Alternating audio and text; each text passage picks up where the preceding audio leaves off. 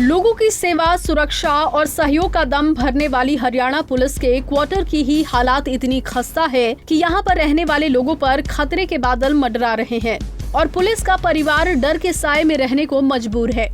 जी हाँ, दरअसल हम बात कर रहे हैं पलवल के 3 थानों के पास 10 साल पहले करोड़ों रुपए की लागत से पुलिस कर्मचारियों के लिए बनाए गए क्वार्टर्स की, जिनकी हालत आज इतनी जर्जर हो चुकी है कि कभी भी ये भरभरा के गिर सकते हैं और इनमें रहने वाले पुलिस कर्मचारियों के परिवार दबकर खत्म हो सकते हैं।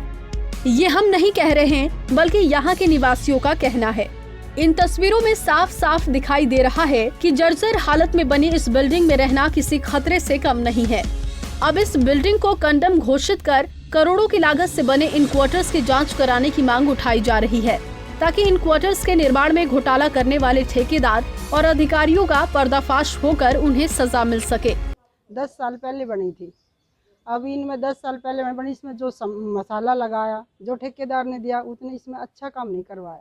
इसलिए बिल्डिंगों में 3-4 साल से इसमें बड़ी सारी में दरार आ रही है और 2 साल से तो ये बार बार कभी वो बालकनी गिर जाती है, कभी ये बालकनी गिर जाती है।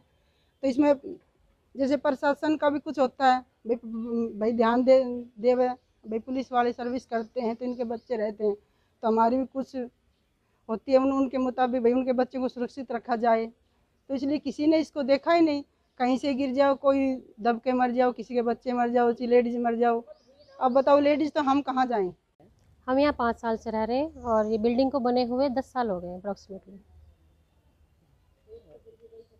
किस बात का खतरा है आप लोगों को? खतरा इसी बात का, अब जो बारिश आएंगी इसका ज़्यादा खतरा है कि ये सर्वाइव कर पाएंगे नहीं, क्योंकि कहीं ना कहीं से कोई लेंटर का पीस कुछ भी कभी भी गिर जाता। और ये झड़ रही है बिल्डिंग, इनके जो टावर्स हैं इनमें क्रैक आ रहे हैं। ऐसी हालत कब से है? 2-3 साल से ज़्यादा हो रहा है। वैसे तो जर्जर हालत तो काफ़ी लॉन्ग टाइम से है, बनने के कुछ दिनों बाद से इतनी अच्छी हालत नहीं है, क्योंकि अंदर भी सीलन है और बाहर से अब ये 2-3 साल से ज़्यादा। कारण क्या रहा है? बनाने में अच्छे मटेरियल का यूज़ हाँ, कारण यही रहा, बनाने में अच्छा मटेरियल का यूज़ नहीं हुआ। इसमें 28 क्वार्टर हैं। हाँ जी, इसके बारे में क्या कहना है? इसकी जो कंडीशन, इसके बारे में ये कहना है कि मतलब ये सारे क्वार्टर मतलब क्या, हाँ, ये रिपेयरिंग के लायक नहीं है। इसकी रिपेयरिंग एक बार हो चुकी है, इसे कंडम घोषित किया जाए, इसे दोबारा से नए सिरे से बनाया जाए। हाँ जी। कितने साल पहले बनी थी बिल्डिंग? 10 साल पहले। बस। हाँ जी। और रिपेयर कितने साल पहले हुई थी? 5 साल पहले।